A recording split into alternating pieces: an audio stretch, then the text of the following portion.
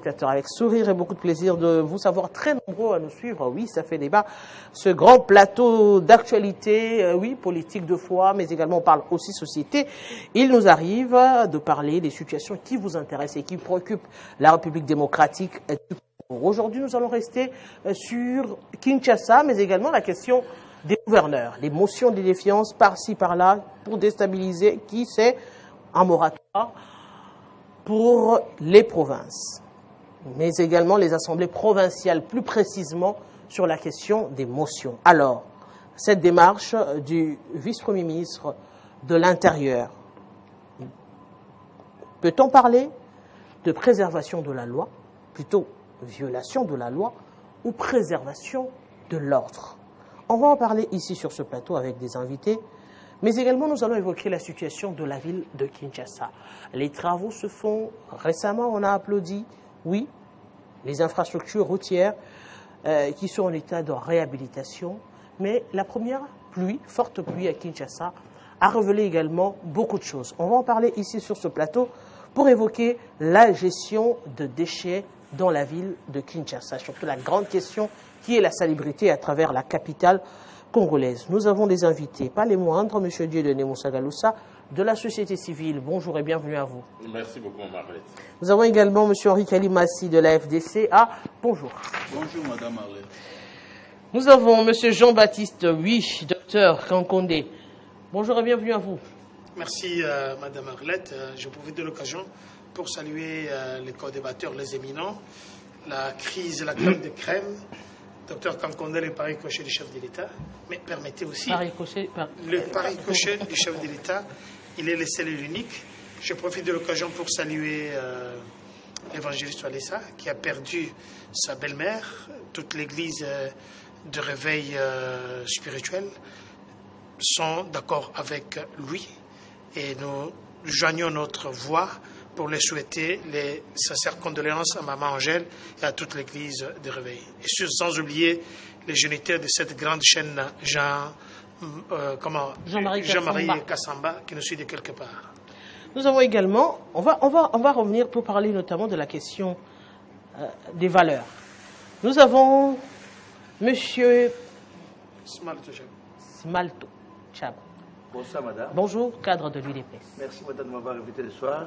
Je salue aussi les grands co-débatteurs qui ont tous suivi, l'excellentissime Dieudonné Moussa Galoussa et Monsieur Kalimassi. Et Kalimassi, oui, je vous salue en passant, je salue aussi en passant parce que c'est un plateau où on exprime l'excellence, là on exprime l'intelligence, un plateau où le débat est toujours constructif, un plateau où plusieurs d'entre eux au Congo, en dehors du pays, de nous suivre. Merci pour l'invitation. Exactement, à travers l'extérieur de la République démocratique du Congo, oui, ils sont nombreux à nous suivre à travers Banamboka Congo oui, également. Effectivement, partout à Londres, à Bruxelles, en Afrique du Sud. Donc, vraiment, je félicite encore pour la bourgeoisie de votre plateau aujourd'hui. Ça démontre à suffisance que ça sent maintenant ce qu'on appelle le kassambisme, parce que l'excellence. Je les salue en passant. On n'a pas envie que le TV5 monte. En tout cas, que vous encore la grâce pour perfectionner encore davantage dans l'exécutif d'autres plateaux. Exactement, nous sommes dans l'excellence. C'est ça d'ailleurs notre devise. On ne va pas s'en vanter parce que, et c'est vrai, on le dit toujours, notre devise, parmi les bons, il faut être meilleur et meilleur dans tout, notamment dans ce beau plateau qui caractérise bien les couleurs de Télé 50. Nous ouvrons d'ailleurs ce débat, ce grand débat aujourd'hui. Et c'est vrai, les gouverneurs ont été rappelés ici à Kinshasa, mais également les présidents des assemblées provinciales pour évoquer cette question des motions qui sont devenues tempestives au niveau des provinces. Aucune stabilité, alors que la majorité, quasiment tous les 26 provinces, sont occupées par l'union sacrée. Alors, des assemblées provinciales à majorité union sacrée, comment peut-on justifier justement cette question des motions, des défiances des gouverneurs? Monsieur Tchaba.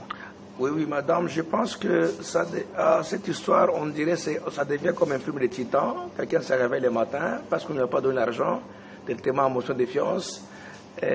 Tous ces genres d'histoires parce qu'on a connu tout cela. Et nous connaissons d'ailleurs ce qui est caché derrière tout cela. Vous trouverez un gouverneur parce qu'il est bien avec les députés, un gouverneur parce qu'il est très bien avec d'autres cadre, et il lance l'argent, et puis les autres en bas, il n'a pas touché l'argent, automatiquement, en défiance, on commence à oublier que le pays est agressé. On commence à oublier les valeurs républicaines, on commence à oublier qu'est-ce que le peuple est en train d'attendre. C'est la raison pour laquelle, même si aujourd'hui on dit qu'on doit quand même interdire les motions de défiance, mais moi je m'inscris aussi en faux parce qu'il y a d'autres motions de défiance qui sont tellement posées, qui sont fondées d'une manière rationnelle et non dans le cadre de nuire les gouverneurs par un député. Mais moi je souhaiterais tout simplement que si au moins on peut accepter des motions de défiance, mais rationnels, non, et pas ce qu'on a des boutiquiers de gauche à droite, ça sera aussi vraiment rationnel. Mais si on interdit les motions de défiance à travers les députés, mais je ne comprends pas parce que c'est leur droit le plus légitime de contrôler même l'exécutif. Mais si on interdit à ça, je pense que même le gouvernement peut se réveiller le lendemain, il commence à diriger la province comme sa propre maison, comme sa cuisine. En tout cas, ça, moi, je vais attaquer franchement. Vous savez, nous, on est en train de prôner les valeurs. Mais si nous sommes, parce qu'on est le pouvoir, on doit accepter tout ce qu'on peut nous dire. Nous, on n'a pas appris tout cela. Donc, qu'est-ce que le peuple d'attendre chez nous? Le peuple, nous, on doit parler plus de la République et non parler pour un individu. Moi, je vais attaquer ça. Le simple fait d'interdire, non. Ça, ce n'est pas la démocratie. On doit laisser les députés de s'exprimer par rapport à la mission qu'on lui a donnée par le peuple. Mais si aujourd'hui on commence à dire aux députés, ne faites pas tout cela. Et pourtant, dans les assemblées, on doit voir quelqu'un qui se réveille comme le fait Thomas Lokondo, qui se réveille pour attaquer même les pouvoirs par rapport. Si on voit qu'il y a il n'y a pas la clarté, il y a beaucoup de bouillabaisse, automatiquement on attaque. Mais moi, je souhaiterais tout simplement qu'on doit laisser les députés exprimer sa manière de faire. Même aux États-Unis, en France, on ne peut pas interdire à un député tout simplement, s'il n'a pas vu qu'on ne travaille pas bien, il lance une motion, mais on doit nécessairement laisser les députés de faire leur travail. En tout cas, la manière de faire des choses, en tout cas, moi, je m'inscris en faux par rapport à cette initiative qui n'est pas fondée sur les valeurs républicaines que Étienne Tshisekedi devait prôner. Je souhaiterais tout simplement que ça rentre encore. Par exemple, ici à Kinshasa, avec ce qui se passe à Kinshasa ici, donc, on ne peut pas interpeller un gouverneur, même s'il ne gère pas bien, on ne peut pas l'interpeller, il n'y a pas d'émotion. Mais franchement, je ne veux pas le pourquoi. Ce sera mieux d'ailleurs. Soit on dissout carrément c'est de l'Assemblée de l'Assemblée provinciale. À ce moment, le gouverneur devient un monarque au lieu de comment interdire un député à une mission qu'on lui a donnée par le peuple, afin de parler pour eux, mais automatiquement on refuse, automatiquement on a coupé le cordon ombilical entre les peuples et les constituants originels qui sont les députés. En tout cas, cette initiative, de mon point de vue, en tant que républicain, non, je pense que ce n'est pas d'ailleurs le moment qu'on puisse nous amener de telles initiatives. Monsieur Moussa Galoussa, on revient sur cette démarche. Qui a le droit d'interpeller les assemblées provinciales, ou encore les présidents des assemblées provinciales, ou encore les gouverneurs? La question revient à chaque fois qu'il y a cette interpellation du ministère de l'Intérieur des gouverneurs. L'on se rappellera même qu'un des gouverneurs qui a jugé carrément bon de ne pas venir sous prétexte qu'ils n'ont pas qualité à l'instruire à faire des choses.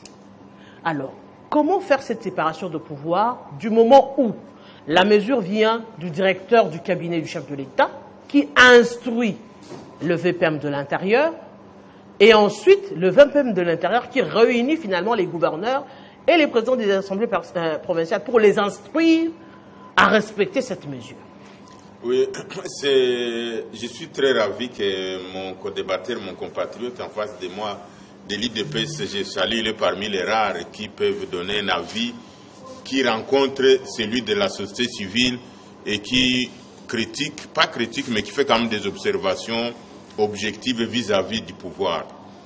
Lorsque nous disons de temps en temps qu'il y a des signes qui frisent qu'on est en train d'entrer dans la dictature, on nous accuse d'être anti-régime, d'être contre le chef de l'État, pourtant c'est le président de la République, c'est notre chef de l'État, c'est le patrimoine national et nous avons l'obligation et le devoir de pouvoir relever un certain nombre d'éléments et de donner des propositions constructives.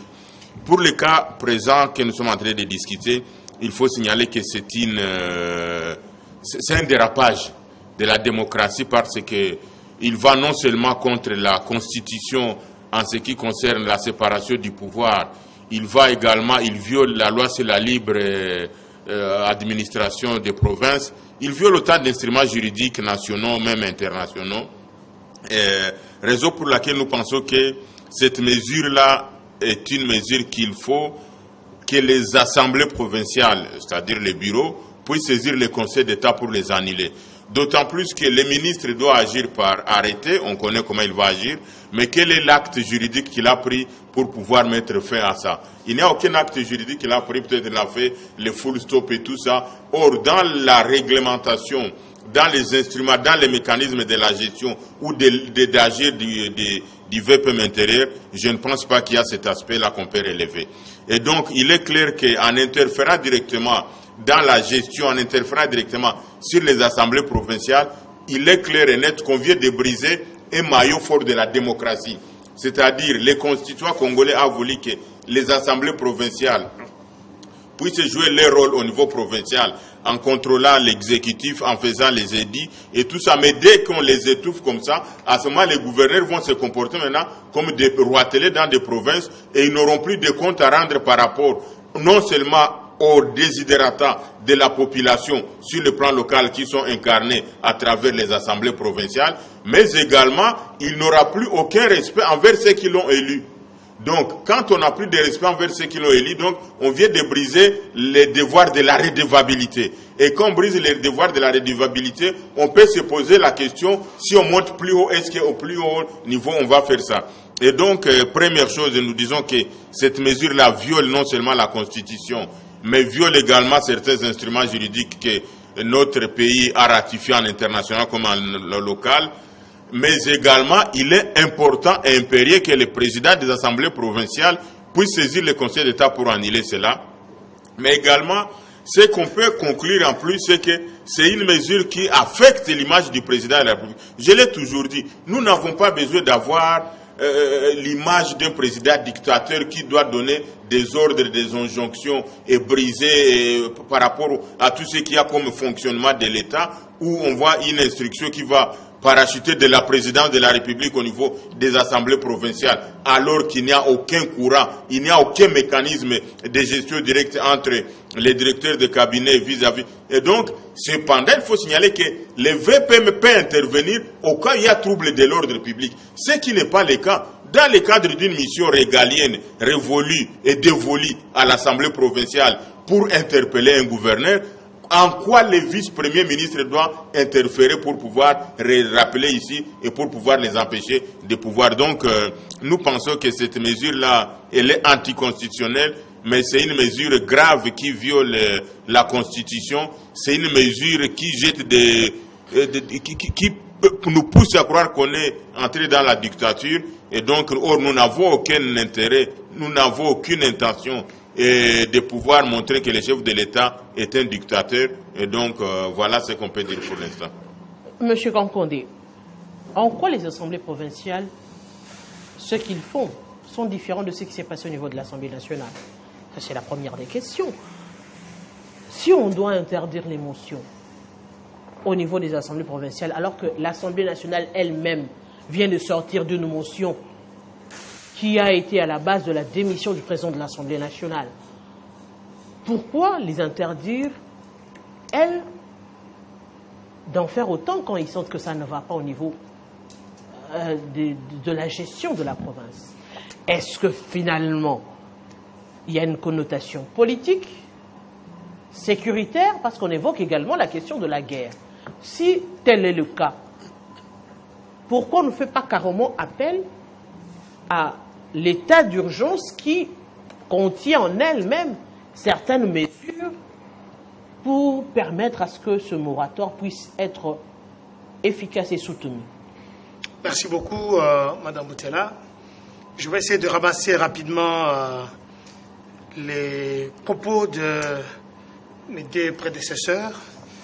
Mais je vais d'abord commencer avec mon cher frère Sangalusa. Ici, c'est un débat d'idées.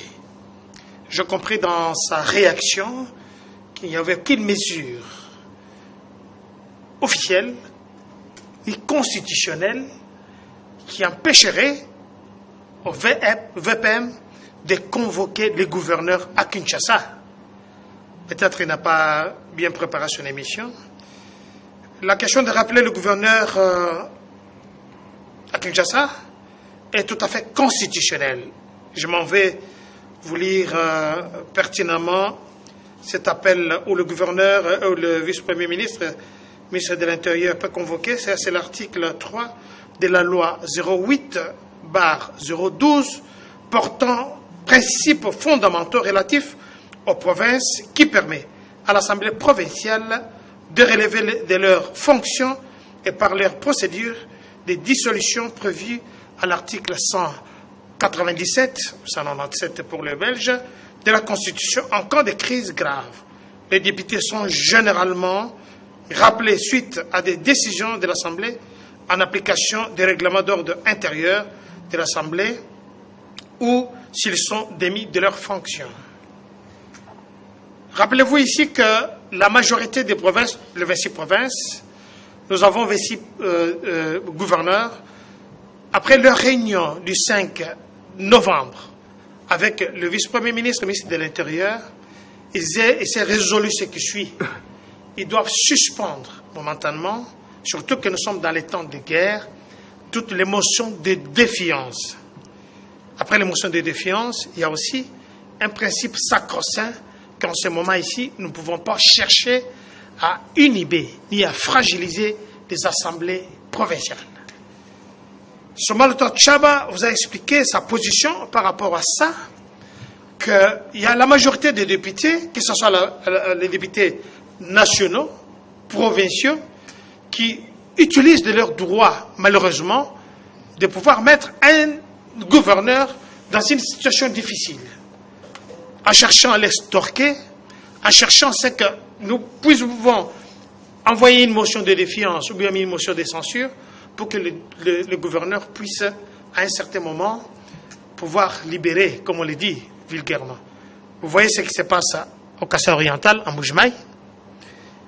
Vous voyez ce que ça s'est passé avec l'ancien gouverneur Ngoï Kassanji. Ça s'est passé avec l'ancien gouverneur Maweja. Nous avons l'ancien et le nouveau gouverneur Kapo. Nous voyons ce qui se passe à l'intérieur de la République, ici au Congo central. J'en passe. Est-ce qu'on peut comprendre que dans ces temps de crise, où la République est en train de se reconstruire, avoir des députés qui cherchent à escroquer? Je ne vais pas m'excuser pour les termes. Permettez. Ça c'est votre c'est mon avis, c'est mon opinion. Que cette démarche, justement, vise à interpeller un gouverneur alors que l'on sent que la gestion est en train de patauger. Et vous n'allez pas interdire à un député qui est dans son rôle de le faire sous prétexte que vous estimez qu'il est en train de chercher à soudoyer. Madame Boutel, vous devez savoir quelle est la mission d'un député. J'étais moi-même candidat député national. Quelle est la mission d'un député? La majorité de ceux qui se trouvent aujourd'hui à l'Assemblée nationale ou bien provinciale, ils ne savent pas pourquoi ils sont là.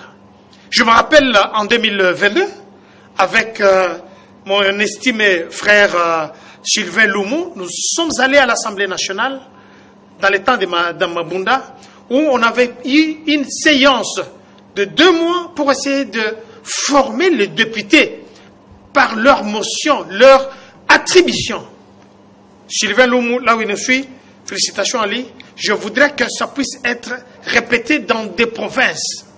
Vous savez ce qui se passe? On n'a pas interdit que les députés puissent faire le contrôle, c'est ça. Les députés sont le chef des ministres. Ils doivent contrôler ce que les ministres font. Ils doivent légiférer. La majorité des députés, que ce soit provinciaux ou bien nationaux, on les a vus, parce que là vous êtes déjà pressé, permettez-moi de chuter, parce que ce que j'ai dit, c'est très fondamental. La majorité des députés, on les a vus ici. Je suis de l'Union sacrée, je suis le père Ricochet, chef de l'État. Je suis contre ces députés, parce qu'ils ne légifèrent pas.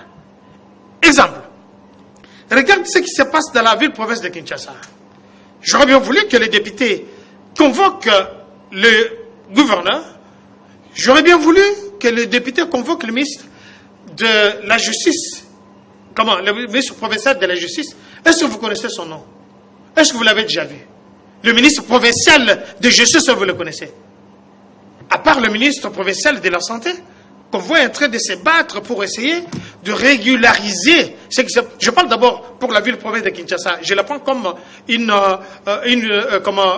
commune, une ville moderne. Ou bien, qu'est-ce que ces gens-là font? La majorité, c'est Pavan. On les voit dans des Nganda, en train de prendre leur vie. C'est pas mauvais. Mais le travail doit primer. L'objectif ici, c'est de savoir, regardez, avec la résurgence de la pluie, on l'a vu, quand vous voyez par exemple un pousse-pousseur prendre les déchets, les jeter en plein jour. Nous avons le ministre de ce secteur-là, professeur de ce secteur, qu'est-ce qu'il fait? On a interdit les moratoires, ils vont interpeller comme ça. Non, mais avant qu'on interdise les moratoires, ça vient maintenant. Mais avant tout ça, j'assume ce que je dis, et je félicite le vice-premier ministre, de l'Intérieur, par rapport à cette mesure, parce que la majorité utilisait cette stratégie. Je serais peut-être en désaccord avec mon ami Mouchangaloucha, qui est l'un des grandes sociétés civiles, mais ce qui nous concerne, c'est que c'est une piste à l'oreille à tous ces députés là pour dire, vous ne venez pas avec une motion de censure ou bien une motion de défiance parce que tel ministre ne vous a pas donné quelque chose, et ici, vous venez pour essayer de faire la stratégie de citadelle assiégée. On ne fait pas ça. Moi, je suis d'accord avec ces principes. Je voudrais que ce soit dans les temps. Ça ne doit pas être jusqu'à ce qu'il y ait des prochaines législatures. Mais de l'autre côté, nous demandons aussi au gouverneur de faire leur boulot. Je suis d'accord de venir ici critiquer Mme Fifi Masuka parce que telle chose n'a pas été faite. Je sais que ce n'est pas le moment, ce n'est pas le cas. Je voudrais venir ici dire au gouverneur du Kassai oriental, il y a l'insécurité dans votre province et que les députés l'ont interpellé par rapport à ça. Il y a des routes qui ne sont pas terminées, bien que l'argent ait été décaissé. Voilà, nous vous interpellons par rapport à ça. Au principe, mais pas parce que sa tête ne vous plaise pas. Je vous ai parlé ici des ministres provinciaux de l'Intérieur. Est-ce que vous les connaissez? Mais, ministre provincial de la Justice, est-ce que vous les connaissez? Mais tout regarde le chef de l'État, tout regarde les ministres nationaux ou bien nationaux. Je voudrais que ça puisse être martelé dans les réactions de tout un chacun ici. Moi, j'apprécie la mesure.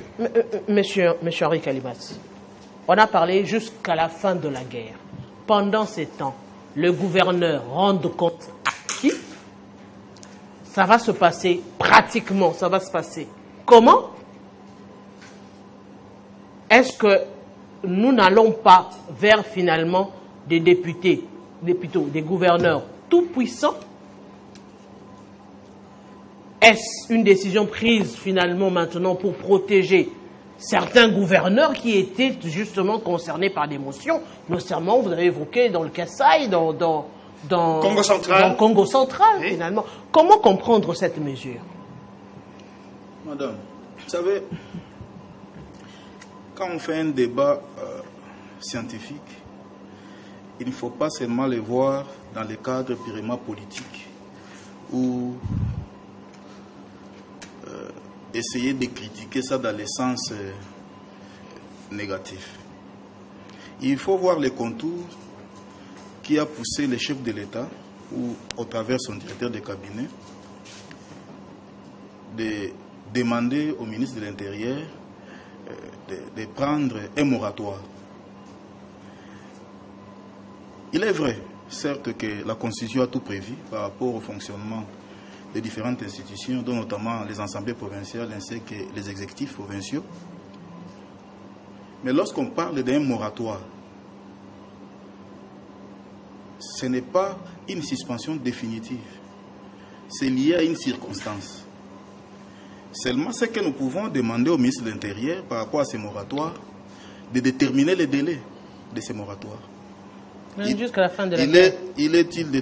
Alors, si c'est jusqu'à la fin de l'année, c'est seulement un mois. Non, il n'a pas encore. On lui a demandé de prendre un moratoire. Il n'a pas encore levé l'option ou pris la décision par rapport au moratoire. Attendons que le moratoire soit mis en place. Peut-être qu'il sera un moratoire d'1 mois, peut-être de 3 mois renouvelables. Attendons voir. Dédé, est-ce que la gestion de la province est seulement liée à l'Assemblée provinciale ou le contrôle? Dans ces moratoires aussi, si vous lisez la lettre de DIRCAB, cette lettre est bien précise. il parle de moratoire par rapport aux motions de défiance. Nulle part on dit que ce moratoire-là est lié au contrôle, que les députés ne feront plus les contrôles vis-à-vis des gouverneurs. Mais si ce contrôle-là aboutit à un moratoire finalement, à une motion de défiance, on va suspendre, ça va se passer comment? On vous interpelle, vous n'avez pas convaincu.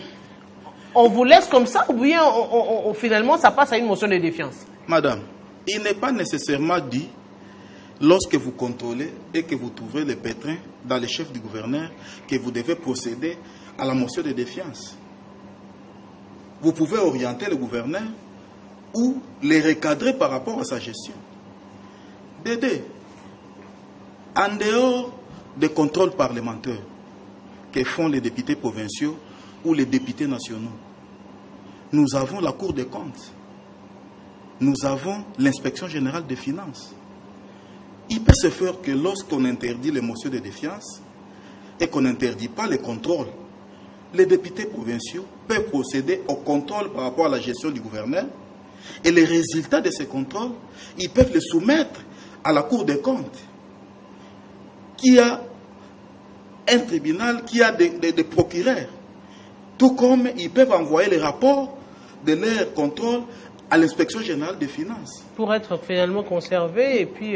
Non, ça c'est votre entendement. Nous avons vu avec l'ancien inspecteur général des finances à Linguetti comment le gouverneur faisait des tours ici. Nous avons vu cela. Et lorsqu'il y a un moratoire et que les députés constatent qu'il y a des cas avérés, attendons voir ce que l'arrêté du ministre contiendra dans son contenu. Peut-être dans l'arrêté, il peut se dire que... Est-ce que déjà, l'idée même de créer ce moratoire-là n'est pas déjà biaisée? L'idée constitutionnellement n'est pas bonne, mais peut-être les exagérations... C'est constitutionnel. C'est pas c'est constitutionnel. Monsieur Kankonde a lu, c'est lorsqu'il y a trouble à l'ordre public. Non, pas nécessairement. Vous avez parlé des contrôles parlementaires. Les contrôles parlementaires, c'est par rapport à la gestion de la province. Il peut se faire qu'il y ait détournement. N'est-ce pas? Mais aujourd'hui, ce n'est pas le cas. Même au sein des bureaux des assemblées provinciales, il suffit seulement que 2 ou 3 députés ne puissent pas se retrouver. Ils tournent le dos ou ils lancent une motion contre le président. Tout comme contre les questeurs. Alors, ces désordres-là ne permettent pas aux provinces aujourd'hui de se développer. Mais ce Mouchagalou, ça ici présent, ne va pas me contredire. Chaque fois, nous passions ici dans le même plateau où on disait il fallait revoir la Constitution pour tabler sur le fonctionnement des provinces par rapport au comportement des députés provinciaux. Mais parlons-en, monsieur. Comprenez? Alors, s'il y a un moratoire, oui. Attendons voir les dispositions qui seront prises par le ministre de l'Intérieur. Peut-être il y aura des dispositions telles que, lorsqu'il y a des cas avérés, n'est-ce pas, les députés peuvent soumettre ces cas au ministre provincial, qui peut lever l'option d'autoriser à l'Assemblée provinciale de monter une motion de défiance contre le gouverneur et de le mettre devant la disposition de la justice. De soumettre cette décision au ministre provincial qui est membre du gouvernement, ministre national de l'Intérieur, parce qu'il a ces pouvoirs-là des régulateurs. Vous comprenez? C'est le rôle qu'il est en train de... Peut-être c'est lui, le ministre de l'Intérieur, constata des faits par rapport aux questions que venait de soulever M. Kankonde sur le dérapage des députés provinciaux aux différentes provinces. Et que ces faits aujourd'hui sont devenus continuels. Il a fait un rapport au chef de l'État. Et le chef de l'État, pour préserver la paix, et par rapport à la grande situation que nous avons aujourd'hui, de la guerre à l'est du pays, qui ne permet pas qu'il y ait des problèmes qui se créent dans d'autres provinces, on peut soumettre un moratoire qui n'est pas une suspension définitive. Pourquoi nous voulons en faire un problème si c'est dans le sens de construire? Monsieur Tchaba, le vrai problème des provinces aujourd'hui sont connus. La question de la rétrocession, qui n'arrive pas régulièrement. L'argent que produisent les provinces vient à Kinshasa et il n'y a pas de rétrocession. Et le deuxième problème des provinces, c'est la rémunération des députés provinciaux qui vient à compte-gouttes. Ils sont payés pas régulièrement. Ce qui emmène ce système d'où le gouverneur arrive deux fois à vouloir entretenir les députés provinciaux. Est-ce que ce ne sont pas les vrais et réels problèmes qu'il faille résoudre aujourd'hui? Parce que lorsqu'on accuse, je le dis, on accuse les députés provinciaux de chercher à monnayer leur travail en motion de défiance, en motion ceci, est-ce que ce n'est pas, je dirais, des accusations un peu plus gratuites? Oui, oui, madame, je pense que les constats que moi j'avais effectués, c'est ça se passe comment les députés sont devenus maintenant les véritables interpellateurs. Ils ne proposent rien pour le moment. C'est juste interpeller, tel a fait ça, tel a fait ça. Si vous posez la question, qu'est-ce que nos députés ont déjà proposé pour concernant les peuples? Il n'y en a pas. Ce sont les combats entre eux. Il faut interpeller tel n'a pas mangé, interpeller tel monsieur, interpeller. Quand on interpelle, qu'est-ce que nous gagnons au retour? J'ai toujours fait l'examen de conscience. Lorsqu'on prend une personne, par exemple, j'ouvre la parenthèse, on prend Caméré, on les met à l'écart, oui c'est bien beau, mais qu'est-ce que nous on gagne au retour? On ne gagne rien. C'est la personne qui a interpellé autour de lui, il y aura des pots de vin, tout consort, la fête à Hilton, manger, boire autour d'un vin, tout consort. Mais les peuples congolais, au-dedans des provinces aujourd'hui, vous comprendrez qu'un député se réveille le matin, c'est juste interpeller et non proposer les lois. Un député doit proposer aussi des lois. Que nous, les peuples, nous devons savoir. Mais quand il n'est pas payé, il va proposer des lois comment? C'est là où il va d'abord chercher comment trouver de l'argent pour manger. C'est là où il y a un couac. Pourquoi un député n'est pas payé? Il y a un problème. Bon, maintenant, lui n'est pas payé, mais il va interpeller maintenant qui encore pour le moment. Parce que sa mission, quand il n'est pas payé, il doit interpeller. Mais pour le moment, on a intérêt qu'il puisse interpeller. On se pose la question, pourquoi le gouvernement n'arrive pas à payer les députés? C'est ça laquelle se poser. Si le gouvernement n'arrive pas à payer les députés, on devient maintenant un gouvernement démissionnaire. Parce qu'on n'arrive pas à payer les députés. Comment expliquer? D'ailleurs, je souhaiterais, moi, pour ne pas être un porte-parole député, d'ailleurs, parce qu'EDR bouffe bien, je souhaiterais d'ailleurs qu'il puisse rester d'abord comme ça, parce que même aux États-Unis, un vrai député n'est pas bien payé. Et il ne fait pas un problème, il a vélo, il part, il rentre. Mais chez nous, savoir une belle caisse, chez nous, savoir les atouts des costumes et tout consort, à la place des palissades, et ça, on a même oublié le militaire. Je souhaiterais même, s'il faut que les députés ne payent pas, qu'ils restent au pays. Ils ne font rien, absolument rien, à part leur intérêt personnel avec les Makam et autres. Là c'est les députés provinciaux. Oui. Et les députés nationaux, eux qui ont des palissades. Vous ne dites mais pas. Oui. Ça, c'est. N'est-ce pas là, vous voulez fragiliser les plus faibles? Oui, madame. Lorsque tu es un député, au niveau de la profession, on ne te paye pas. Laisse démission alors. Tu dis au peuple, en tout cas, vous m'avez donné mon mandat. En arrivant pour parler pour vous, on ne paye pas, et tout consort, abandonnez. Il ne peut pas abandonner. Parce qu'il y a des choses qu'on appelle les moutons noirs cachés que vous ne connaissez pas. Et il y a des vieux, comme vous dites aussi, qui ne le payent pas à la fin. Ça fait maintenant 10 ans qu'il n'est pas payé. Mais il paye la maison comment? Il connaît ses affaires comment? Oh non, c'est depuis très longtemps, c'est l'entreprise comme Onatra. Oh, ça fait 10 ans qu'on n'a pas payé. Mais il roule carrosse comment? Il est toujours en costume comment? Surtout dans des restaurants de luxe comment? Mais on ne les paye pas. Ça fait 10 ans. Même les députés, les mécanismes, on ne les paye pas. Mais il y a ce qu'on a toujours dit, les avantages entre eux. Ils touchent à tout moment, madame. Mais on les voit comment partout en train de boire du champagne. Mais eux, ils déclarent qu'on ne paye pas. Mais d'ailleurs, ça serait mieux qu'on ne vous paye pas. C'est là où on doit maintenant entrer en vigueur pour dire les concepts d'abord, on doit les matérialiser. Occupons-nous maintenant des peuples parce qu'on ne paye pas. Maintenant, on doit ne pas parler pour les peuples. Être comme un tribun. Mais si au jour d'aujourd'hui, qu'elle devait se réveiller le matin, on ne m'a pas payé, on doit créer, on doit interpréter le monsieur, enfin qu'on me donne au retour quelque chose, mais en tout cas je m'inscris en faux par rapport au mandat qu'on donne aux députés, à la place même de soutenir la force armée avec les militaires, mais on donne maintenant aux députés un mandat où il ne fait rien, et il est là, et vous comprendrez que la plupart d'entre eux, depuis que des immigrants se prennent dans la République, ils n'arrivent même pas à descendre même dans leur base. Mais ils sont là pour demander, non, nous avons 28 $, il faut qu'elle soit 39 $. Nous avons 9 $, il faut qu'elle soit 17 $, parce qu'on a beaucoup de responsabilités. Mais comment un député national peut se réveiller le matin uniquement pour son intérêt? Je souhaiterais qu'ils connaissent comme ça. Chabani, s'il faut encore coincer, ne paye même pas ces gens-là qui restent comme ça. On s'occupe d'abord avec l'armée, avec les enseignants, parce que le pays vraiment a un problème très grave que nous devons nécessairement terminer avec le peuple congolais. D'ailleurs, Je souhaiterais que l'argent qu'on doit nécessairement donner aux députés continue d'abord avec les routes. Parce qu'on ne sait pas maintenant marcher dans la ville de Kinshasa. Tout est bloqué, mais les députés réclament l'argent et réclament même la hausse. Mais ce n'est pas possible, madame. Nous devons attaquer ce qu'on appelle les antivaleurs. Vous voyagez trop, vous trouverez qu'un député en France, il dit que non, moi, on me paye autant. Et il travaille d'ailleurs beaucoup pour les peuples. Mais c'est nous, on travaille comment? Qui sont pour? Qui sont contre? Les abstentions. Mais il travaille, qu'est-ce qu'il travaille, il est en train de faire? Vous voyez, il y a plusieurs absents dans les assemblées provinciales, même à Kinshasa ici. Il n'arrive pas à aller à l'Assemblée nationale, mais il se balade par-ci, par-là pour chercher où entrer ou sortir, pour avoir l'argent, et créer pour dire on doit faire les comptes parlementaires, c'est tel DG, c'est tel ministre, uniquement pour avoir les pots de vin. Mais nous devons nécessairement attaquer tout cela. Si on ne les paye pas, je sais pourquoi on ne les paye pas. Donc on ne peut pas condamner ça. Je sais, mais quand on ne paye pas un député, mais le chef d'État est au courant. L'argent de la République est au courant. Mais ici, pourquoi on ne les paye pas? Donc c'est une question qu'on doit se poser là-dessus, pourquoi on ne les paye pas? Parce que les députés, à part bonjour, là ils sont des mensonges. On ne nous paye pas, on ne nous paye pas, on nous paye 5 000 $. Après on dit non, ce n'était pas 5 000 $, c'est 28 000 $. Mais vous comprendrez, entre eux et nous qui trompent qui? Alors je souhaiterais que ce qu'on est en train de nous laver comme mensonge en disant on ne paye pas, on ne paye pas. Nous ne sommes pas les députés parce qu'on les paye. Il n'y a jamais en aucun jour les députés pas d'attention. D'ailleurs, on nous a payé 6 mois d'arriéré. D'ailleurs, on nous a payé encore. Ils ne nous ont jamais parlé de ça. C'est là qu'on on doit connaître.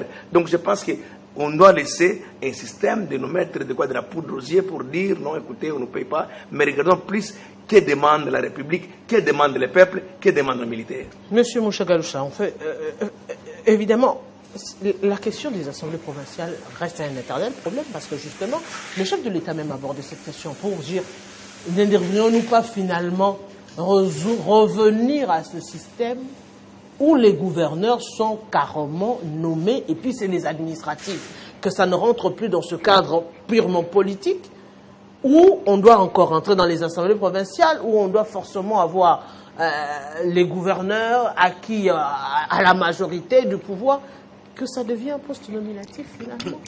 Merci beaucoup, Maman Arlette. Je pense que la problématique que vous venez de soulever, il faut l'approfondir de plus en plus. Mais j'aimerais, en restant dans les sujets, et pour répondre à mes collègues et à mes frères ici, nous devons être sérieux vis-à-vis de nous-mêmes. Tel que nous sommes sur ce plateau, nous tous, nous avons quand même étudié les valeurs républicaines et les valeurs citoyennes. Nous avons combattu tous et nous continuons à le faire, même l'IDPS, pour les valeurs de la démocratie. On ne peut pas cracher sur la mémoire d'un grand homme, Étienne Tshisekedi Mulumba, qui s'est combattu pour la démocratie dans ce pays. Il n'y a aucune autre manière de le dire. Vous avez vu comment mon frère Kalemaza a des difficultés. Il dit que ce n'est pas une bonne mesure, mais si c'est dans l'État. Quelque chose qui est mal, elle est mal. Une mauvaise mesure, c'est une mauvaise mesure. On ne peut pas dire, non, on prend une mauvaise mesure parce que ça va être pour 2 jours ou pour 4 jours. Mais la tâche que vous avez déjà sémée, c'est seulement là que vous avez déjà mis dans l'opinion en termes de l'antidémocratie. Vous allez les enlever comme ça. Quelle est finalement la leçon qu'on va retenir de l'IDPS ou de ceux qui nous dirigent, qui ont combattu pour les valeurs démocratiques dans ce pays? Il n'y a pas une manière de passer derrière la cuillère. Cette mesure, elle est antidémocratique, elle est anticonstitutionnelle, elle va contre la décentralisation. Lisez l'article 1er et 3 de la Constitution. Docteur, je sais que vous l'avez dans votre smartphone là-bas. Et donc, ça, on ne peut pas ne pas les reconnaître. Deuxième chose, je viens de le dire, qui peut me dire ici quels sont les mécanismes par lesquels le VPM doit agir? Quels sont les mécanismes qui lui sont conditionnels? Il va prendre un arrêté. Faisons quand même une gymnastique intellectuelle. Quand il va prendre l'arrêté, est-ce qu'il va dire, vu la lettre du directeur de cabinet, ça sera quel visa dans un arrêté? C'est un instrument juridique. Donc la lettre du directeur de cabinet va devenir un élément, va devenir une loi sur laquelle les VPM peuvent se référer pour agir ou pour prendre un arrêté. Nous tous, comme nous avons un peu étudié, ou nous avons étudié, est-ce qu'on peut faire dans l'arrêté un visa en se référant sur la lettre ou entendu que le directeur de... Non, quand même, n'essayez pas. Troisième chose qu'il faut prendre en compte. Les constituants congolais ont voulu la décentralisation, ont voulu le régionalisme politique. Dès qu'on fait l'étouffement de l'Assemblée provinciale pour ne pas contrôler les gouverneurs, finalement, les gouverneurs vont faire quoi? Autrement dit, vous voulez me dire que vous êtes satisfait du travail que les gouverneurs sont en train de faire, puisque vous voulez les protéger. Ça veut dire que désormais les gouverneurs vont être là et n'ont plus de comptes à rendre. Je viens de le dire que c'est extrêmement dangereux parce que on va même à l'encontre de ceux qui ont élu les députés provinciaux qui lui ont donné ces mandats pour pouvoir agir. Donc on est en train d'étouffer, on est en train de renier d'une manière, je préfère vous le dire proprement, on est en train de renier ceux qui vous ont élus ou ceux qui ont élu, ceux qui nous dirigent aujourd'hui. Dès que les élus donnent les premiers, la mission principale à ceux qu'ils ont élus, et vous allez à l'encontre de la mission là pour étouffer cela. Ça veut dire quoi? Ça veut dire quoi? Nous disons-nous la vérité en nous regardant en face. Et donc ça, c'est un élément. Je voudrais rassurer Dr Jean-Baptiste, qui est un ami personnel, avec qui on discute même dans les couloirs.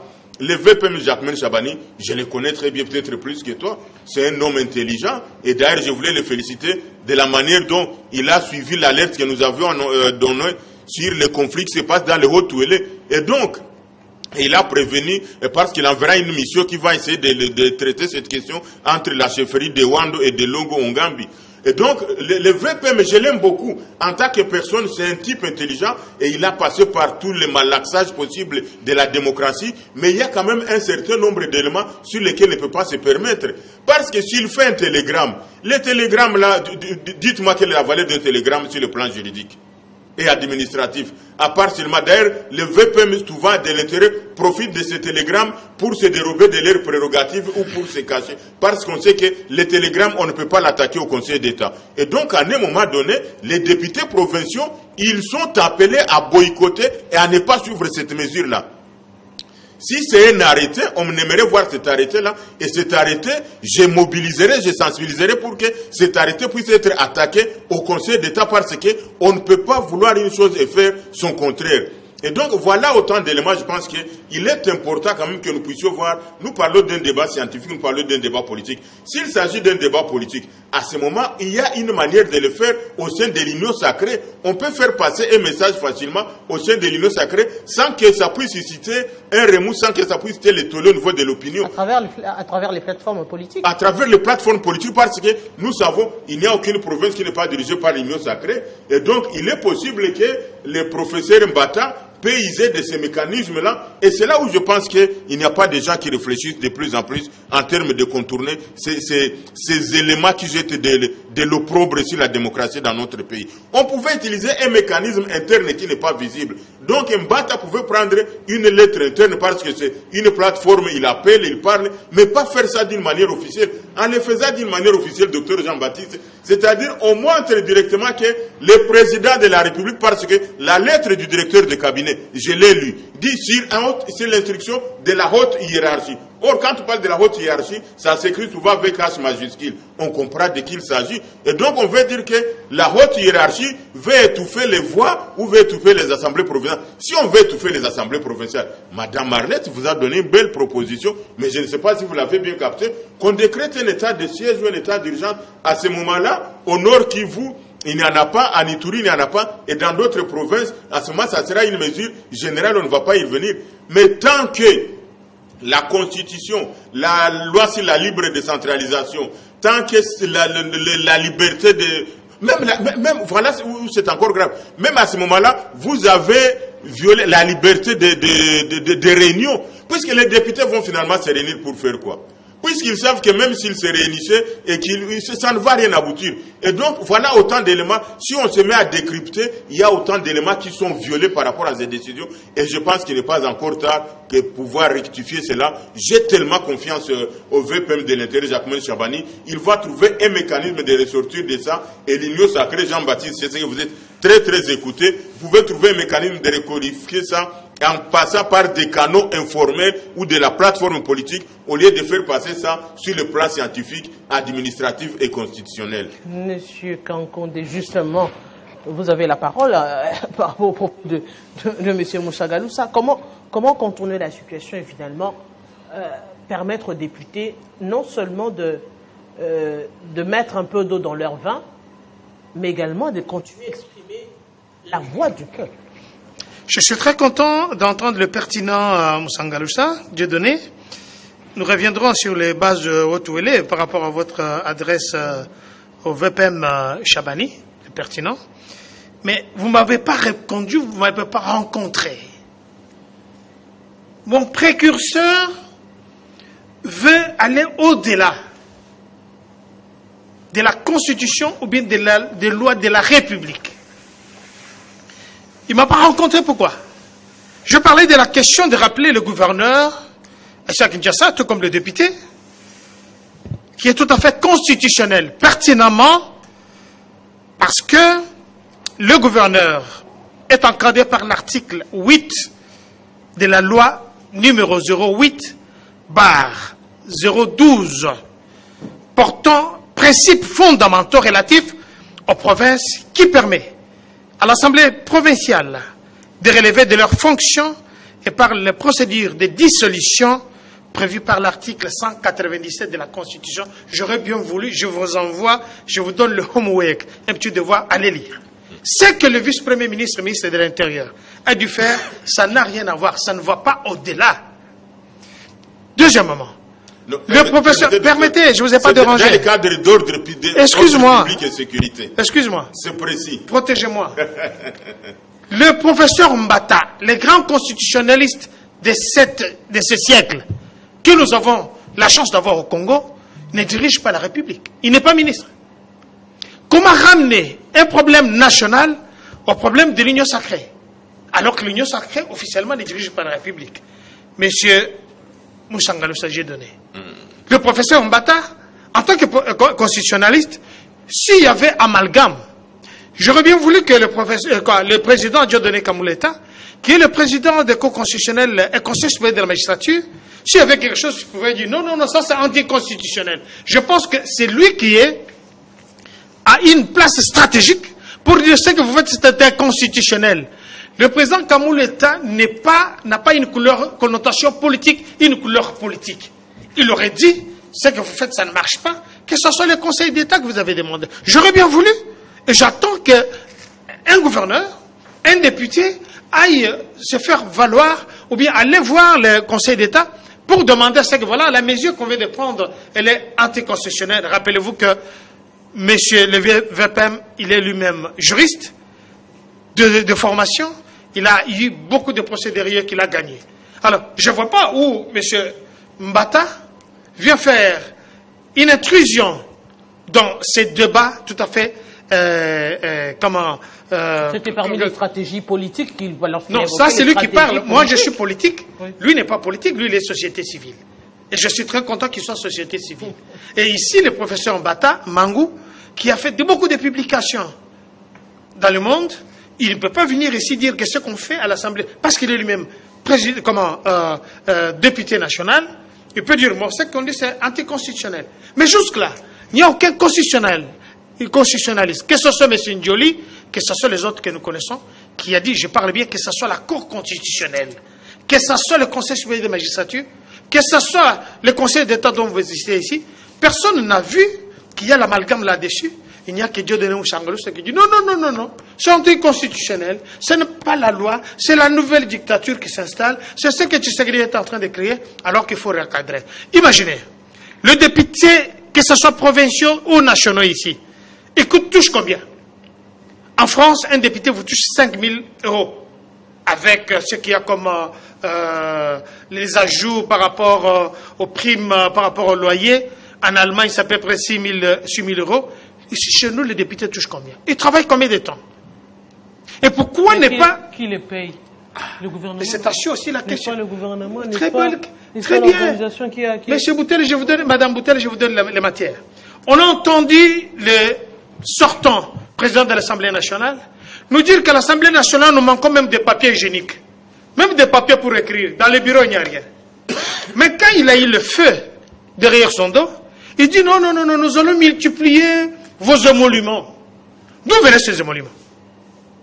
Monsieur Kamer et Loakanyingini qui me suit, Kingi. N'est-ce pas qu'il a fait la déclaration pour essayer de montrer à la population que Félix Antoine Tshisekedi ne fait rien? Il n'y a pas d'argent. Nous, les députés, nous n'avons rien. On n'a même pas de palissades. Nous marchons à pied. Mais quand il a eu le feu, quand il est acculé, on l'a vu sortir. Ce n'est pas Dieudonné Moussangalo qui va me contredire.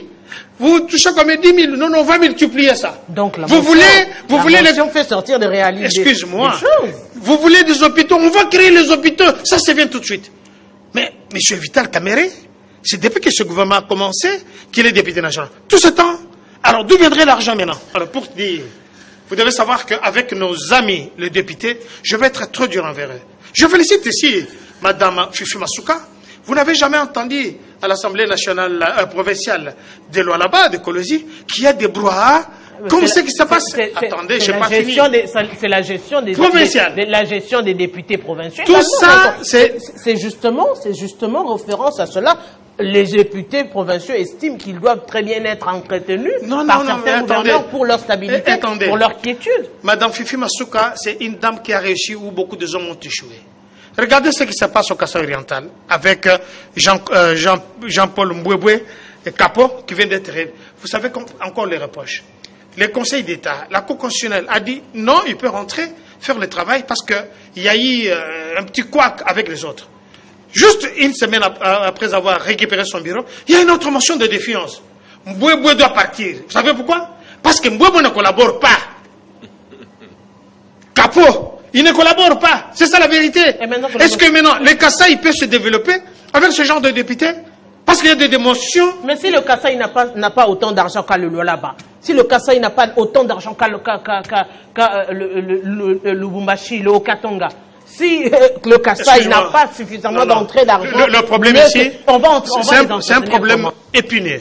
Le problème ici, c'est la gestion. M. Mbouéboué travaille, parce qu'il y a la rétrocession, nous l'avons parlé ici, des 40% qui doivent venir. Ça provient de Kinshasa. Que la rétrocession ne vienne pas, ou ils viennent, chacun doit d'abord user les moyens qu'il a sur place. Comment vous voulez que M. Mbouéboué, Capo, puisse aller chercher, puiser dans ses poches propres pour vous faire plaisir? Pourquoi Mme Masuka n'a pas les mêmes problèmes, que je félicite encore une fois de plus, parce qu'on n'a pas entendu le cas comme ce qui se passe. C'est une honte. Il faut dire à nos députés, vous faites la honte de la République. Il faut dire aux députés nationaux, aux députés provinciaux, que vous faites la honte. On ne vous entend pas. Vous ne descendez pas sur place pour rencontrer la population. La majorité des députés provinciaux nous rencontrons ici sur Willery, nous rencontrons ici comme comme Asmal Touchabal a dit. Mais ça ne peut pas être comme ça. Oui, ils doivent travailler. On a entendu que M. Kamerhe avait promis qu'il devait avoir des palissades, de nouvelles équipes. Heureusement qu'il est parti. Heureusement. Alors, ici, c'est un problème que nous devons nous prendre en charge. Nous devons être trop durs, sévères envers ces gens-là, parce qu'ils ne travaillent pas pour la population. Et quand ça ne marche pas, c'est le chef de l'État qu'on regarde, alors que les députés ont une responsabilité, ce qui dit aller à la Lualaba, alors qu'on les dit aller à Mbujimayi, aller au Congo central, il y a des problèmes. La majorité cherche des chop-chop. Lorsque il y a eu vacances parlementaires, le président de l'Assemblée, l'ancien président de l'Assemblée nationale, a délégué des députés en mission dans les provinces, notamment dans le Grand Katanga, où il y a eu une délégation des députés provinciaux qui sont descendus pour voir comment est-ce que les entreprises minières sont en train de polluer les eaux. Les résultats? Les résultats ont été publiés, c'est passé dans les médias aujourd'hui, mais il n'y a pas eu de suite. Et la conséquence aujourd'hui, il y a des villes là-bas, dans Lubumbashi, où il y a eu débordement de eaux. Les lits des rivières maîtrisés par les entreprises minières, une d'elles a carrément débordé et a inondé. Madame Boutella, vous allez au Katanga, c'est loin. Vous allez à Katanga, il a plu hier ici à Kinshasa. Vous allez dire aujourd'hui, excuse-moi, il y a eu une pluie diluvienne ici. Je termine par des chutes en douceur. Il y a eu une pluie diluvienne. Vous allez avoir votre tour de parole par rapport à ça justement. Donc on revient sur ce cas pour dire que est-ce que tout ce que les députés font sont mauvais? Non. Et aujourd'hui, on va le dire, le cas de la ville de Kinshasa. C'est vrai qu'on est en train de le dire, mais M. Smalto l'a dit dernièrement. Tout ce qui se passe à Kinshasa, on regarde, mais on se dit finalement, est-ce que les députés ont les mêmes yeux que nous pour nous dire comment ça devrait se passer? Qu'est-ce qui ne va pas? Aujourd'hui, la question des gestions des déchets non biodégradables. C'est un sérieux problème aujourd'hui à travers les Kinshasa, et la dernière pluie l'a démontré. Des rivières, la chaussée remplie d'eau et des bouteilles en plastique et des sachets. Oui, quelle interpellation? Je sais que vous voulez vous attaquer au gouverneur Daniel Bumba, Mais avant que je ne vous réponde... Ce n'est pas une attaque, c'est un constat. Attends, je vais vous C'est vous les politiques qui pensez aux attaques. Je vais vous répondre, madame. Mais je voudrais d'abord recadrer M. Mouchagaloussa en lui disant que il était dans ce pays quand le régime de Joseph Kabila a fait 18 ans. Et si une jurisprudence peut permettre au nouveau régime de faire quelque chose, pendant que le régime passé avait violé la Constitution, vous n'en avez pas fait cas alors que vous étiez de la société civile. Je voudrais vous rappeler ici, pendant qu'il y avait la Constitution, Joseph Kabila avait nommé les commissaires généraux qui ont géré les provinces, alors que ce sont des députés qui ont le devoir ou le pouvoir d'élire les gouverneurs. Mais à ce moment-là, vous n'avez pas dit qu'on avait violé la Constitution. Quand on a nommé les commissaires généraux dans ces pays, pendant qu'il y avait des députés provinciaux, vous n'en avez pas fait un problème. Deuxièmement, vous dites que le travail des députés, c'est seulement monter les motions de défiance contre les gouverneurs. S'ils ne les montent pas, c'est-à-dire les gouverneurs ne peuvent pas travailler. Mais vous devez savoir que les députés n'ont pas que les motions de défiance. Ils ont le travail de voter les édits, de voter les budgets provinciaux, n'est-ce pas? Et d'autres, de traiter beaucoup de matières par rapport à leur province. Ce n'est pas que les motions de défiance. Et ils ne sont pas interdits de contrôler le gouverneur. C'est pas ce que j'ai dit. Seulement, ce que nous ne voulons pas, qu'ils puissent faire des motions de défiance leur fonds de commerce. Mais comment vis-à-vis contre les gouverneurs. Quel est ce thermomètre qui permet aujourd'hui de dire que ça c'est une motion de défiance comme fonds de commerce et ça ne l'est pas? C'est-à-dire il y a une analyse qui a été faite. Et c'est par rapport à cette analyse ou aux différentes analyses et aux différentes provinces que le ministre de l'Intérieur a conclu, si ça continue comme ça, donc les provinces ne fonctionneront pas. Après, avec observation. Est-ce qu'il n'y a-t-il pas moyen d'abord de faire un moratoire pour voir si, de par ces moratoires-là, les provinces peuvent fonctionner et les gouverneurs peuvent rester stables?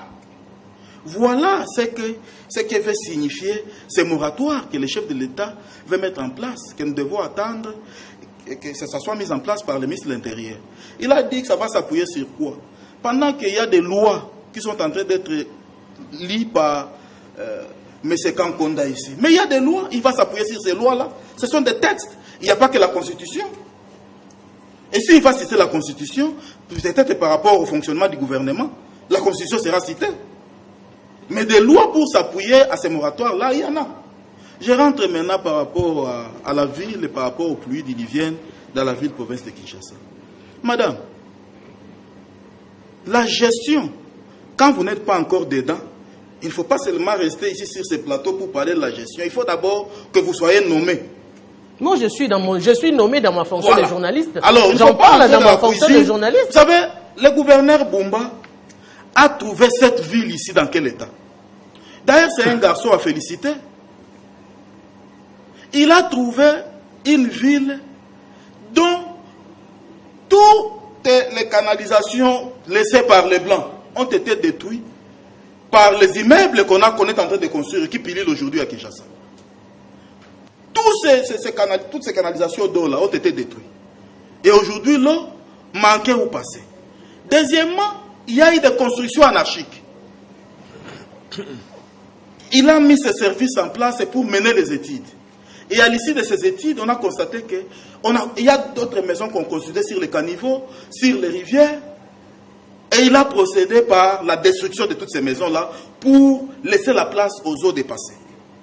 Et aujourd'hui, tous ces débris-là qu'on a détruits, ce sont déversés encore dans les rivières qu'on est en train de tirer.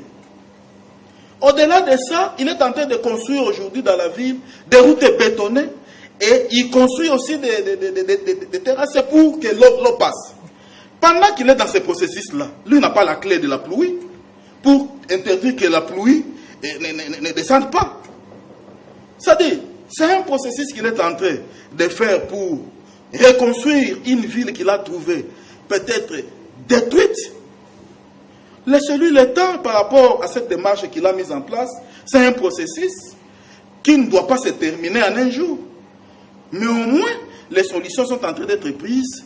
Moi, à la place de ceux qui les condamnent, je peux plutôt les féliciter parce que c'est la première fois où j'ai vu, quand bien même que ça choquait ou bien c'est un problème par rapport à ceux qui ont dépensé leur argent en construisant ces maisons-là, mais au moins il a pris le courage de détruire toutes ces maisons.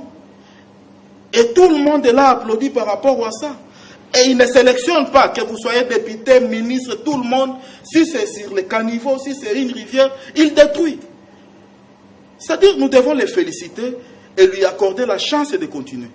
Et plutôt, au lieu de les condamner, demander au gouvernement de doubler les moyens, pourquoi pas les tripler, pour donner à ce gouverneur qui a la volonté de construire cette ville de Kinshasa.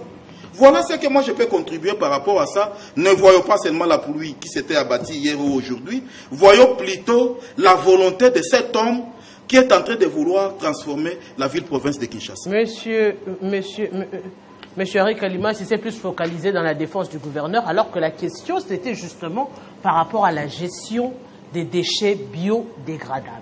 C'est vrai qu'aujourd'hui, les sachets en plastique, les bouteilles en plastique continuent d'étouffer finalement la ville de Kinshasa.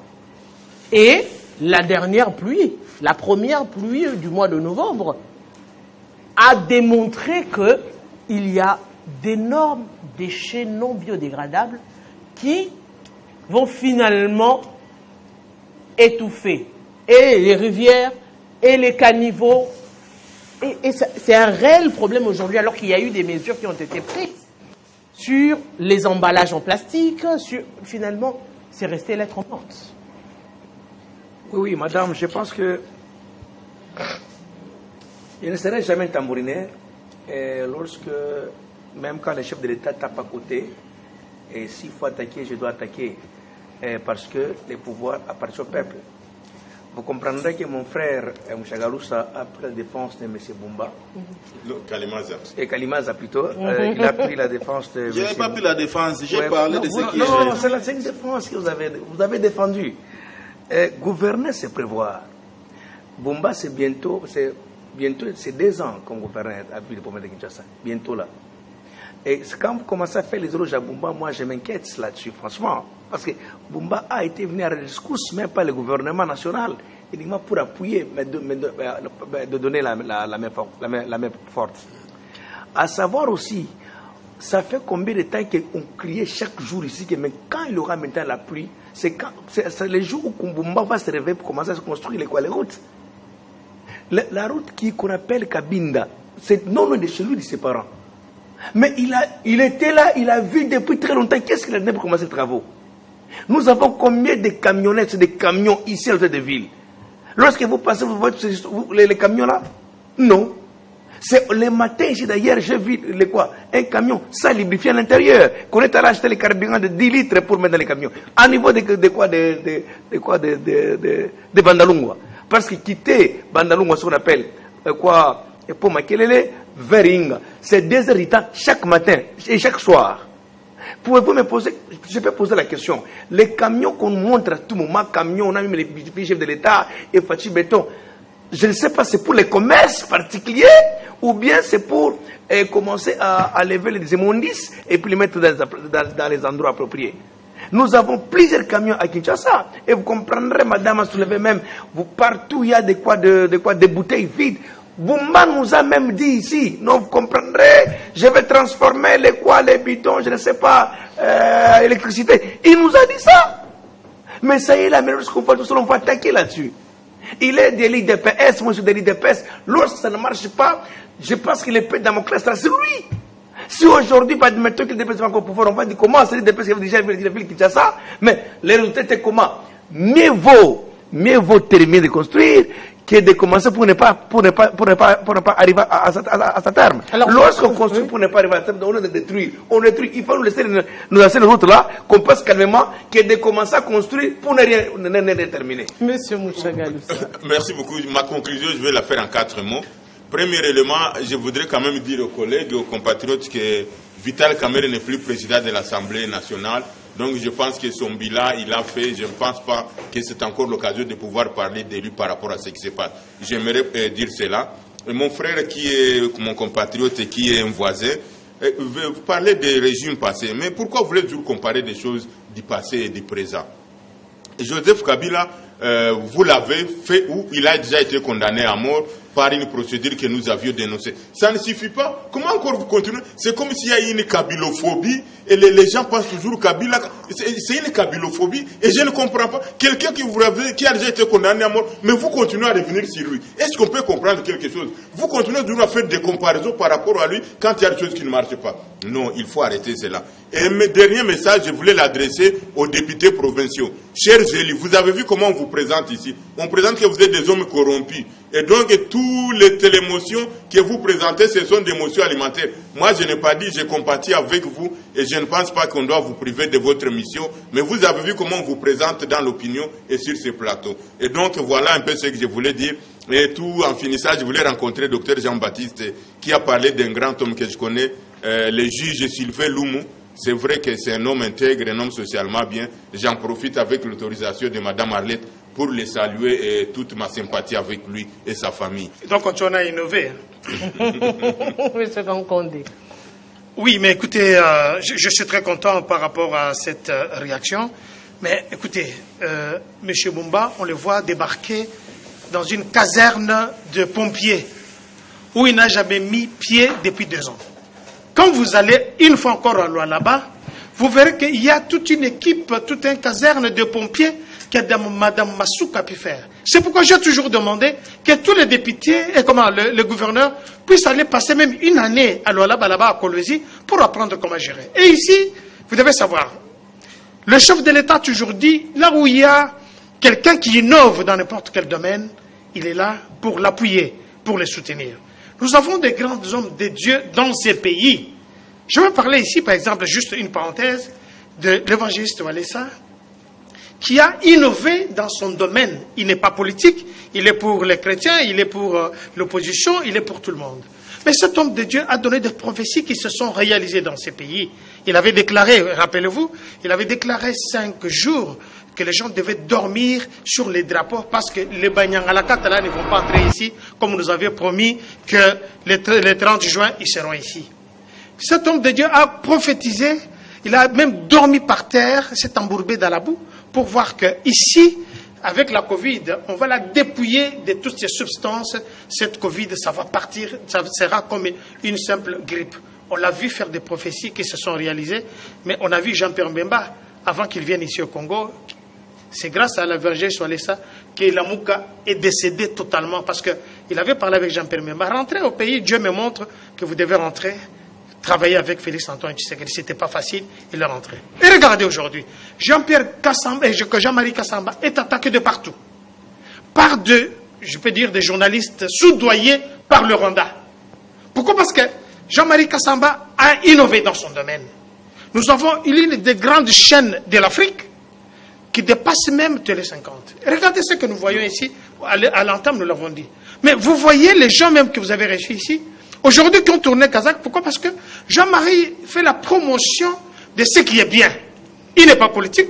Jean-Marie Kassamba, il n'est pas d'un parti politique. Jean-Marie Kassamba, c'est un investisseur, un entrepreneur qui a réussi dans ce domaine et qui engage beaucoup de gens ici, des pères de famille. Alors quand nous voyons les gens l'attaquer un peu partout, nous comprenons qu'il a touché là où ça fait très mal. C'est comme Israël Moutombo qui est attaqué aussi un peu partout, inutilement, parce que c'est un entrepreneur qui a fait un travail. Je vais dire ici, Congolais, Botika Motema Mabe, Congolais, to innové. Botika Ndegossi, il a réussi dans son domaine, il faut l'appuyer. Jean-Marie Kassamba, tout le monde ici vous soutient. Israël Moutombo, tout le monde vous soutient. Vive Télé 50, vive Jean-Marie Kassamba. Monsieur Jean-Baptiste Kankonda, je vous dis grand merci, docteur. Merci. Monsieur Smalto, également, vous avez commencé la conclusion de Kinshasa. Oui, oui. Monsieur Smalto Tchamba, grand merci à vous. Monsieur Henri Kalima, c'est grand merci à vous. Monsieur Diendosné Moussagaloussa, grand merci à vous. Ils doivent avoir des médailles. Nous sommes arrivés à la fin. Nous sommes arrivés à la fin de Kinshasa. Et plutôt, j'allais dire, de ça fait débat. Regardez ce que vous êtes en train de dire. De ça fait débat. C'est un réel plaisir. Le débat continue chez vous. Oui, parce que nous avons le droit justement d'analyser pour que la République démocratique du Congo puisse aller de l'avant. On se retrouve la semaine prochaine. Merci.